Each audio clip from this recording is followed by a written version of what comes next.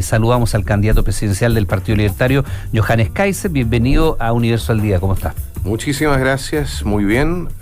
Saludando a todos quienes se están desplazando en este momento en terribles tacos en dirección a su trabajo. Sí, lo hay. Para generar Producto Interno Bruto que se pueda gastar el Estado en licencias falsas. Muchas gracias a todos ustedes. Entró suave. Como diríamos en el fútbol, con el pie arriba. Venía en el taco y venía enojado porque pensando en las licencias, Johannes. Es que imagínense, son miles de millones de dólares. Sin duda. Son miles de millones de dólares los que... Equivale a lo que dice en relación con las listas de espera y el dinero que se requiere. Exactamente. Las personas, y eso es un problema moral que tenemos a nivel social. Cuando se habla de solidaridad, etcétera, no tiene sistemas de control y se empieza a abusar de estas cosas, se termina en lo que estamos viendo. Y efectivamente, si tú piensas que hay hospitales que tienen insumos hasta agosto, o hasta junio, julio, que falta anestesia para parturientas, que faltan tratamientos de cáncer, que faltan operaciones de cadera, que te demora 2 meses, te dan horas 3 meses después para una colonoscopía, mientras los señores médicos del sector público se dan entre ellos licencia para presionar al sistema. Dan ganas de cerrar toda la cuestión por fuera. Johannes, y esto es un tema transversal, porque claro, probablemente el caso más conocido es el de la cuñada del presidente Boric, pero también hay la esposa de un diputado de la UDI, hay funcionarios un alcalde como de carrera que llevan mucho tiempo. del Partido Republicano. ¿No hay libertarios en esto? Que usted en el sepa? Maule, el alcalde. No creo que haya libertarios de momento. Bueno, nosotros no hemos sido parte del Estado. Y sí creo que esto de abusar de las licencias es una cuestión absolutamente transversal que se ha instalado como una mala costumbre en nuestro país, y a lo cual sobre lo cual nos debemos hacer cargo. Es mucho más grave, creo yo, incluso en el sector público, en el sector privado, porque si nosotros, y ahí respondiéndole al ministro Marcel, si nosotros vemos la cantidad de días de toma de licencia en el sector público respecto al privado, es casi el doble o el triple, ¿no? Y en algún momento le debió haber saltado la alarma al señor ministro de Hacienda, que se le está en la práctica que tiene que los funcionarios del Estado están todos tanto más enfermos que los privados, ¿no? En algún momento debió haber visto, oye, aquí hay un problema, hay un problema de ausentismo brutal. La pregunta es, bueno, ¿qué hicieron los ministros? ¿Qué hizo el propio presidente de la República? ¿Qué pasó con las contralorías internas de los ministerios? Mira, es mucha plata la que se ha perdido ahí. Y cuando nosotros empezamos a pensar en el peso gastado en otra parte, por supuesto, o sea, es decir, cuál es el costo alternativo que ha tenido esto, evidentemente que duele, y duele en el alma. Johannes, a propósito de este tema, entonces, ¿qué haría usted respecto de este punto, en términos de mejorar la fiscalización de los jefes de servicio, que es un tema, por cierto, de lo que dice relación con el cruce de datos, de lo que tiene que ver también con la manera en que hoy día prácticamente no se fiscalizaba las licencias? Y al final acá lo que se ha detectado es que mucha gente nunca recibió ningún tipo de fiscalización, porque tampoco el CONPIN tiene funcionarios para lograr hacer eso con 2 o 3 funcionarios en alguna de las regiones del país. Mire, yo tengo ahí una señora de Temuco que no recibe licencia, está con cáncer, y tiene cáncer. Le han presentado 13, le han aprobado 13 licencias, y el CONPIN no le aprueba la licencia. O sea, con diagnóstico en la mano. Con diagnóstico en la mano, con todo, o sea, con un cáncer no menor. Entonces la cuestión aquí no está funcionando por ningún lado. Es decir, eso sí, una cosa. Aquí no es que falte ley. ¿Ya? Yo presenté una ley un proyecto de ley el 2022 para impulsar a los funcionarios públicos a denunciar el caso de corrupción. El premio era una parte de lo recuperado por el Estado. Pero nunca me lo pescaron mucho. Pero no es un problema de falta de ley. Lo que había aquí era un problema de falta de voluntad de hacer cumplir la ley. Y ahí literalmente decir lo siguiente: es una vergüenza para los contralores antes de Dorothy Pérez que no hayan hecho el trabajo. Todos los anteriores. Todos los anteriores son una vergüenza que se haya podido extender esto de la manera en que se ha extendido, y que no haya habido entonces una fiscalización como correspondía y una sanción como correspondía, porque esto creó la sensación de impunidad que transformó entonces esta situación en algo masivo y tan dañino para el fisco. Lo segundo, nuevamente, y respecto de Dorothy Pérez, lo que nosotros necesitamos son más funcionarios como ella. Mira, independiente del color político, hagan cumplir las normas, por el amor de Dios. Si eso es lo que necesitamos que se cumplan las leyes. Tenemos leyes, no es que nos falten leyes.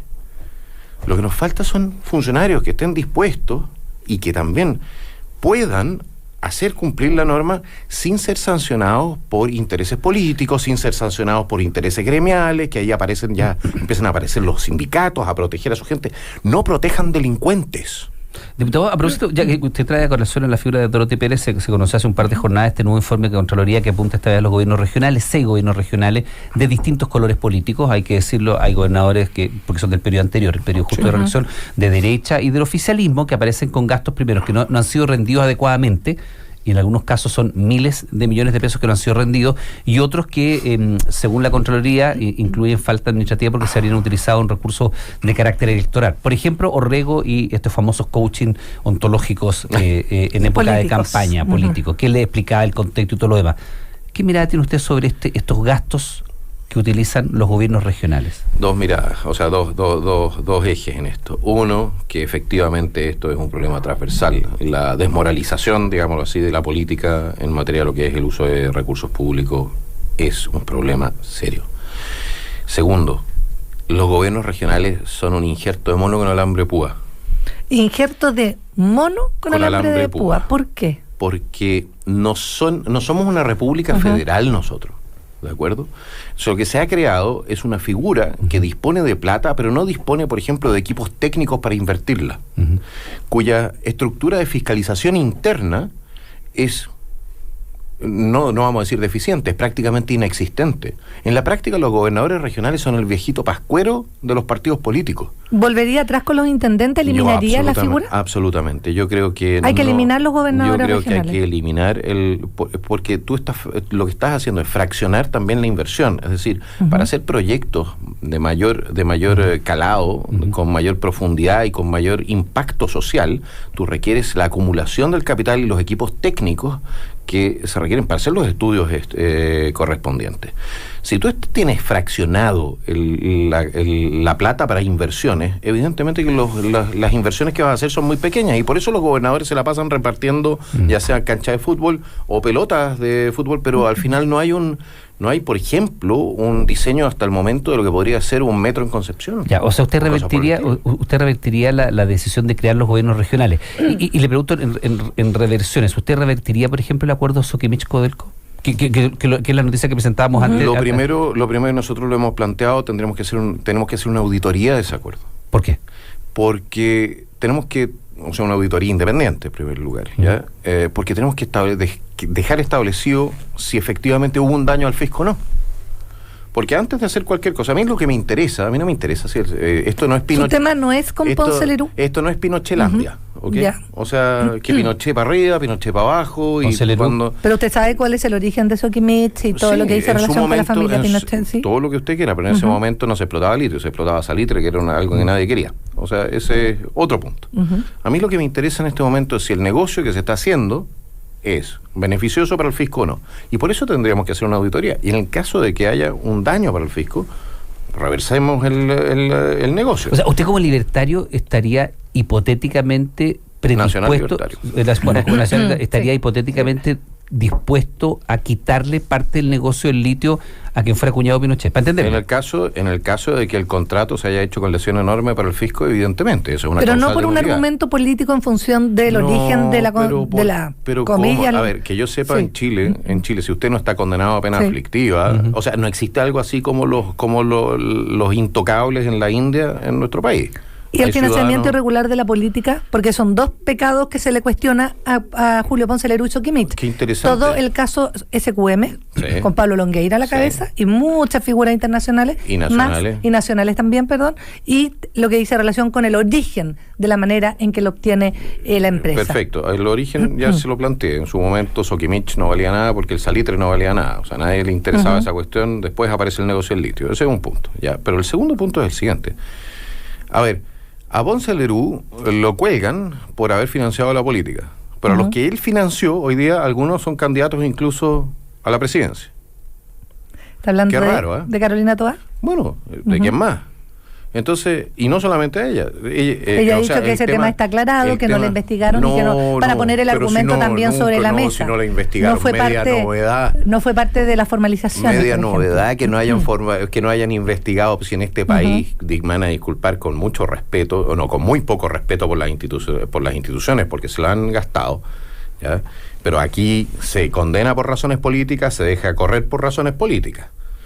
Y eso es una vergüenza, y esa es una de las razones, creo yo, por las cuales la gente tiene tan poca confianza en nuestro sistema judicial a estas alturas. La Fiscalía no da el ancho, la Fiscalía no es independiente. Y en materia de lo que fue el financiamiento ilegal de la política, nosotros todavía recordamos, y yo todavía tengo una memoria más larga, incluso más allá de lo que es la Fiscalía, lo que pasó con el director de Impuestos Internos, cuando lo sacó Bachelet porque quería perseguir a todos los que estaban metidos en el tema del financiamiento ilegal de la política, cuando se descubrió que la izquierda también estaba recibiendo plata.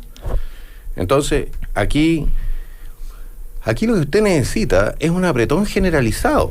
Ya, pero es que lo entiendo, pero volviendo a la pregunta sobre el acuerdo Sokimich-Codelco, los antecedentes fueron expuestos en el Congreso. Usted tiene esos antecedentes. ¿Es un negocio que es beneficioso para el Estado o es perjudicial para el Estado? La información ustedes la tienen. La pregunta va a ser siempre la siguiente: ¿es beneficioso en el corto plazo, mediano plazo, largo plazo? ¿Podríamos haber sacado más plata? Yo creo que sí. Yo creo que una licitación habría sido una mejor alternativa. No una empresa nacional del litio, que era la propuesta original del presidente. La empresa nacional del litio, la empresa nacional del choreo, para variar, como ENAP, la empresa nacional del pituto, ¿no? El punto, sabemos por qué querían hacer la empresa nacional del litio y todo este tipo de cuestiones, porque tienen una visión estatista todavía de tipo corte casi ibañista en el Ejecutivo, y prefirieron dejar pasar el superciclo del litio en vez de licitar y hacer reunir suficiente plata como para pagar en parte. O sea, usted está con Harrer usted está con Janet Harrer en este punto, en revisar el acuerdo. Bueno, pero si yo nunca... Solo para decir, o sea, que mucho... Pero si no es ninguna novedad, yo llevo 2 años en esto. Yo soy uno de los impulsores. Yo firmé la solicitud de comisión investigadora. Llevo mucho tiempo en esto. No me parecía para nada lo que se estaba haciendo. Pues tú tienes que licitar la venta de alfileres, o sea, la compra de alfileres, ¿no? En una municipalidad, como no vaya a licitar la compra o el tema de la concesión del litio. Por lo demás, nosotros tenemos una aproximación distinta incluso. Nosotros planteamos abrir completamente la explotación del litio a los privados. ¿Ya? ¿Por qué no puedes sublicitar? O sea, licitar parcelas, si lo quieres decir así. ¿Por qué tiene que ir todo solamente a un oferente? ¿Qué es lo que nos podría permitir a nosotros reunir la mayor cantidad de recursos para generar lo que nosotros hemos planteado como forma de financiamiento y para mantener a la PGU financiada en el futuro, ¿ya? Un fondo de capital estatal como lo tienen los noruegos o lo tienen los cataríes? Era la idea de licitar y que el royalty, ya fuese royalty minero o el royalty del litio, fuese a engrosar un fondo que se pudiese invertir a nivel internacional en bolsa, etcétera, y cuyos beneficios viniesen entonces a reforzar la PGU, porque de otra manera tienes que recargar el sistema tributario. Eso lo propusimos hace tiempo atrás, pero evidentemente que con esta resolución que tomó el gobierno de Boric de no licitar y de hacer el acuerdo y llegar al acuerdo, nosotros nos quedamos en esa idea, nos quedamos sin la fuente de financiamiento principal. Así es que evidentemente que tenemos la intención de ver si todo eso corrió en orden. Si corrió en orden, entonces Boric va a haber hecho el daño financiero más importante, aparte del resto de su gobierno, pero el daño individual financiero más importante que se conozca al fisco. Bueno, ya claro, coinciden en términos de reversar el acuerdo con Janet Jara, pero obviamente lo que viene después, el ex post, es distinto. Ella sigue apuntando a lo que tiene que ver con el Estado, y usted lo que plantea una licitación entre privados más competitiva. Yo siempre respeto el Estado de Derecho, las leyes. Si el fisco llegó a un mal acuerdo, pero legal, con Ponce Lerú y con Sokimich, tú no puedes llegar y violentar ese acuerdo sin indemnizar. Y eso nos puede salir caro. Puede ser peor el remedio que la enfermedad. Eso puede salirnos caro. Ese es el punto. Ese es el punto, que al final, cuando hay gente irresponsable en la moneda, cuando hay gente que se deja llevar por sus pataletas y sus mañas, en vez de hacer las cosas como corresponde, bueno, terminamos pagando todo. Nos va a pasar ahora con lo que fue, porque al próximo gobierno probablemente le llegue la obligación de pago de lo que fue el retiro de los, no de las AFP, sino que de las pensiones vitalicias. Las rentas Las vitalicias. empresas americanas que han hecho el reclamo. Exactamente. Miles de millones de dólares de nuevo, que las vamos a sacar de dónde. Estamos con Johannes Kaiser, candidato presidencial nacional libertario, hablando a propósito de distintos temas de contingencia. Me gustaría conocer su mirada sobre el punto en el cual se encuentra su campaña, donde Evelyn Matei, hablamos a la derecha, por el lado del oficialismo hay que ver qué pasa con la primaria del 29 de junio, pero vamos a la oposición, donde Evelyn Matei, con alzas y con bajas, sigue consolidada en el primer lugar. Kast se ha acercado, incluso hace un par de semanas estuvo arriba, luego un par de semanas después baja 2 puntos, y usted ha quedado rezagado a un tercer lugar menos competitivo. Me gustaría saber qué lectura tiene usted de ese momento de su campaña y por qué ha pasado esto. Bueno, yo creo que hay distintos factores. En primer lugar, no le doy mucha importancia al tema de las encuestas. No lo hacía cuando nos daban muy buenas cifras y no lo hago en este momento. ¿Por qué? Porque no es creíble que hayan encuestas que tengan hasta 9, 10 puntos de diferencia respecto de lo que son la posición de las candidaturas. O sea, ahí alguien está metodológicamente metiendo la pata en serio. O sea, ¿usted no cree que esté tercero en la oposición? Yo le estoy planteando simplemente un hecho de la causa. El tema de las encuestas a mí me tiene bastante sin cuidado. Por lo demás, estar entre 10, 12, 15, 14 puntos, alguna encuesta que tenemos por ahí también, que mandamos a hacer nosotros. ¿En qué lugar lo dejan esas encuestas que usted tiene, Johannes? No, de todas maneras, cuarto también. Ya, pero hay una diferencia entre tener 6 puntos o tener 14. O tener 3. ¿Y hay una baja en la curva suya en función de los últimos meses donde sí ha bajado? Sin duda. ¿Y por qué ha bajado, Johannes Kaiser? Porque nosotros no estamos haciendo campaña y los otros se están gastando la plata en campaña. ¿O se agotó la novedad? Bueno, usted puede decir que se agotó la novedad, pero cuando se agota la novedad es cuando usted tiene 99% de conocimiento y bueno, y empieza a bajar en la curva. Yo tengo 50% de conocimiento a nivel nacional. Entonces creo que todavía para 50% de los chilenos puedo llegar a ser una novedad cuando me conozcan. ¿Y se puede saber usted cuánta plata ha gastado en campaña y de dónde salen esos recursos? ¿Quiénes financian su campaña? ¿De dónde saca esa plata? En primer lugar, no me he gastado nada en campaña. ¿Ni uno? No.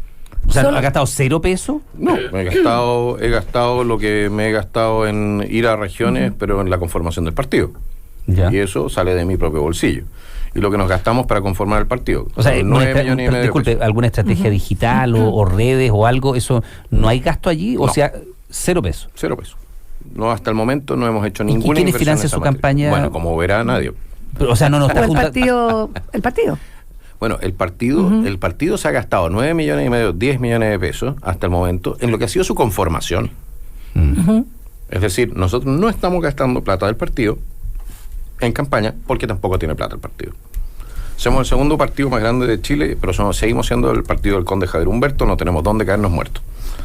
Y en ese sentido, estamos en este momento reuniendo, naturalmente, también tenemos otro problema, no es que no exista disposición a ayudarnos, pero hay un problema en lo que es toda la estructura para hacer la recolección de fondos, ¿ya? Porque nosotros queremos hacerlo por la vía legal. Resulta que la vía legal se lo hacen a uno prácticamente imposible, ¿ya? Es decir, por ejemplo,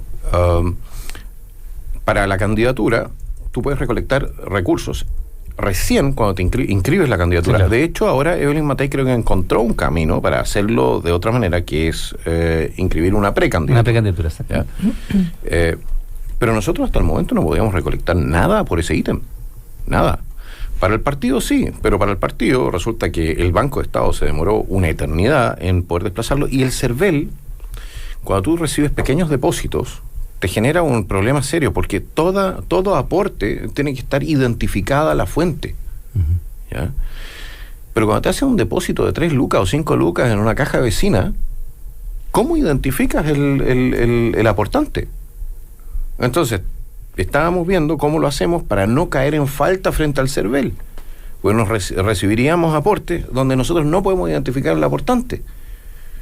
Y eso significa que la culpa es de nosotros, siendo que somos los receptores y no necesariamente los que están mandando la cuestión. Estamos hablando realmente de 5 lucas, porque otro aporte sería un depósito bancario. Eso normalmente se puede identificar la fuente.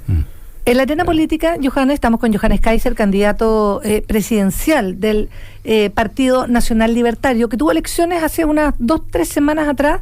2 semanas.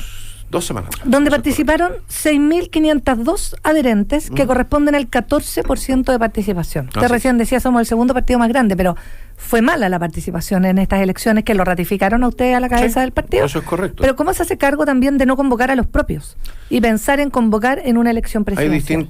En primer lugar, una elección presidencial es una elección normalmente competida. Nosotros teníamos una ratificación interna, ese es un punto. Segundo punto, nosotros teníamos 86 mesas a nivel nacional, lo cual es un tremendo aporte, porque fueron todos voluntarios, militantes que pusieron a disposición sus casas y cosas por el estilo. Pero evidentemente, si ustedes consideran que tenemos 350 comunas más o menos en Chile, teníamos, una sede cada 4 comunas prácticamente. ¿Ya? Y eso explica en parte también la distancia o la dificultad para ir a votar y participar del proceso electoral.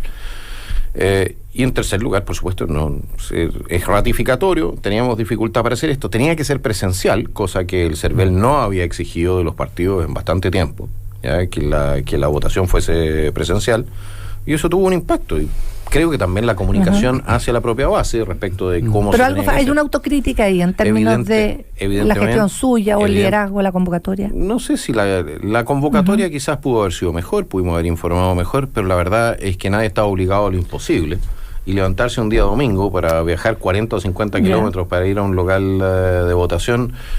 Es que es lo mínimo si uno tiene convicción en términos de una propuesta política.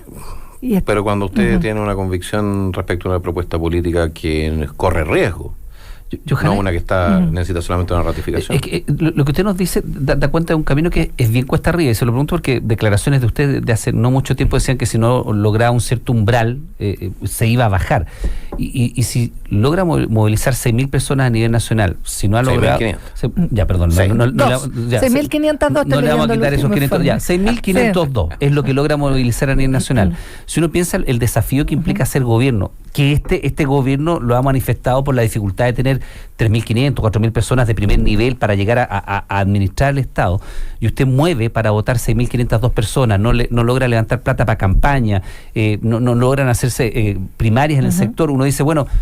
Y baja la encuesta. Y baja la encuesta. Uno dice, y me voy a sus palabras. O sea, porque cumplo la ley. Está bien.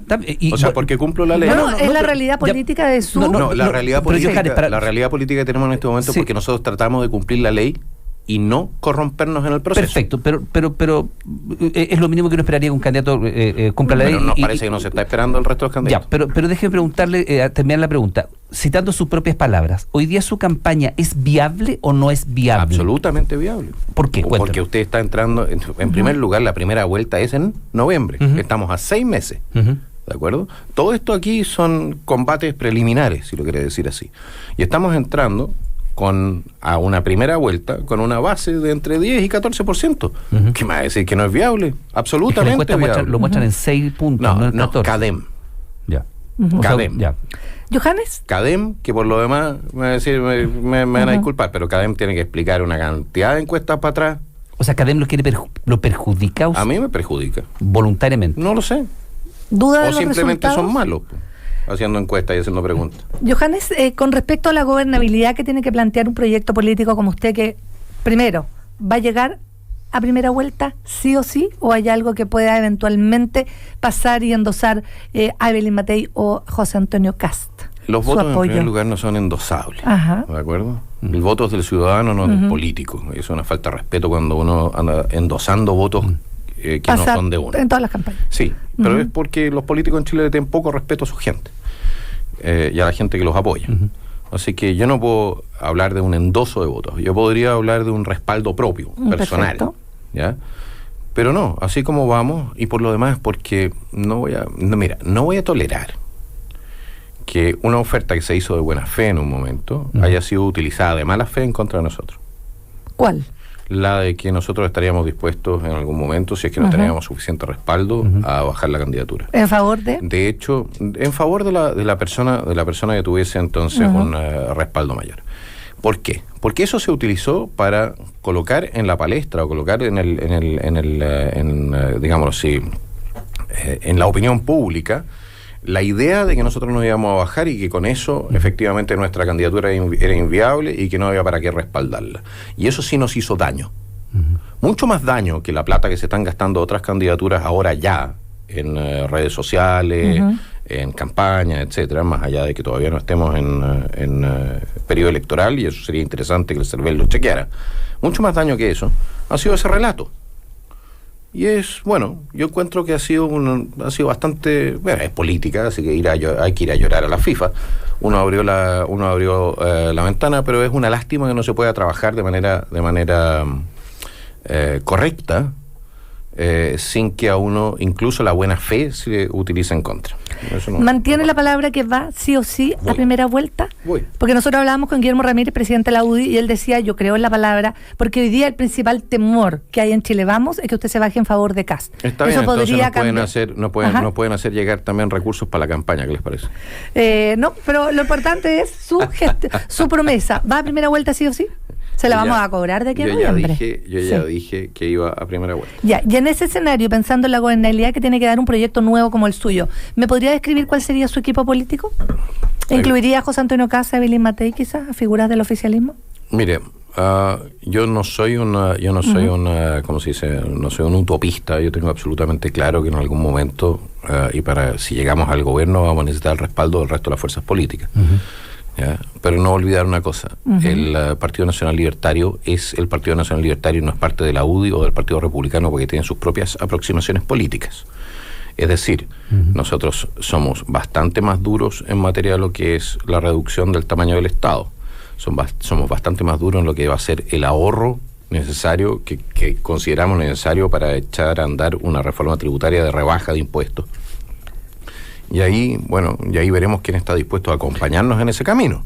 Pero tiene claro, siguiendo con la pregunta de Octavia, que eventualmente, y todo esto son posibilidades, hipótesis, eventualmente en un gobierno suyo usted no puede gobernar solo con los suyos porque no tiene ese elenco. Sabe que la gracia de todo esto es lo siguiente: cuando usted gana una elección presidencial, hacen cola todos para entrar al gobierno. ¿Dónde pondría Evelyn Matei? ¿Qué ministerio le daría? Bueno, tengo que ver cuántos ministerios van a quedar. Pues, creo que de 26 queremos reducirlos a 10. Porque son las dos mejores figuras que uno se imagina en un futuro gobierno de derecha. ¿Los pondría a Kast y a Matei en un gobierno suyo? Hipotéticamente, teóricamente, yo creo que sí, dependiendo en qué cartera. Tendría que pensarlo, la verdad. ¿Ya? No está seguro. Lo que pasa es que nuevamente tienen que estar de acuerdo con lo que van a ser nuestras aproximaciones. Por ejemplo, yo no sé si Evelyn Matei estaría de acuerdo con nuestra aproximación en materia educacional, donde nosotros lo que queremos es entregarle la gestión de los colegios a los profesores. Queremos la autogestión de los colegios, tomando por lo demás una idea que es anarco-sindicalista. ¿Ya? No sé si estaría de acuerdo con una visión de ese tipo.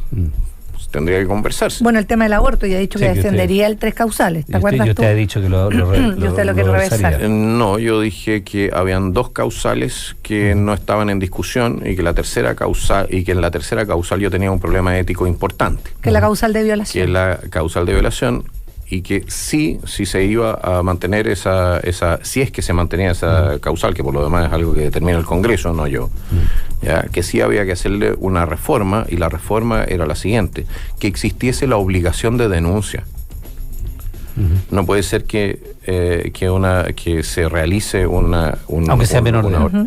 No, pero evidente, si tú tienes que proteger a la persona que fue violada de su violador, el violador tiene que pagar el precio, o sea, tiene que irse preso. No puede ser facultativa la denuncia. No. Bueno, algunas de las definiciones de Johanna Heiser que ratifica ¿Es el entonces, candidato más a la derecha hoy día en el arco? ¿Más que Francesca Muñoz del Partido Social Cristiano? No lo sé, es que depende de qué es lo que usted entiende por izquierda y derecha. Yo creo que el concepto izquierda-derecha, que en esencia es un concepto que quedó de la Guerra Fría, ¿ya? Hoy en día no necesariamente representa o grafica bien cuáles son las posiciones políticas de cada sector. Le voy a dar un solo ejemplo. Por ejemplo, el tema del corporativismo, es decir, la relación público-privada, la relación tóxica público-privada entre grandes empresarios y la política. Nosotros somos extremadamente críticos de ese tipo de trenzas. ¿Por qué? Porque lo vemos como una amenaza para la libertad económica, lo vemos como una amenaza para el libre mercado, para la igualdad ante la ley. Entonces, ahí tú tienes una derecha que es política, que otra derecha que tiene muchas relaciones con el poder económico, con este tipo de trenzas, también la izquierda por lo demás, Y nosotros en ese sentido tenemos una aproximación muy distinta. Quizás eso explica porque en un punto particular, muy particular, ¿no?, aparece la señora Jara en la misma línea que nosotros. Pero con resultados finales completamente. Pero el ex-post es muy distinto. Por supuesto, Sí, porque nosotros sí. no vamos a terminar matando a todo el mundo de hambre. Bueno, definiciones de Johannes Kaiser, candidato presidencial del Partido Nacional Libertario, a quien le damos las gracias por haber concurrido hasta nuestros estudios. Estamos en contacto. Que le vaya muy bien. Sí, Muchas quedando gracias. Muchísimas pendientes de gracias por la seguridad, invitación. temas Sí, sí. valóricos, pero es largo el camino hasta noviembre. Así es, son 6 meses todavía y van a ser 6 meses muy entretenidos, así que acompáñanos en este viaje.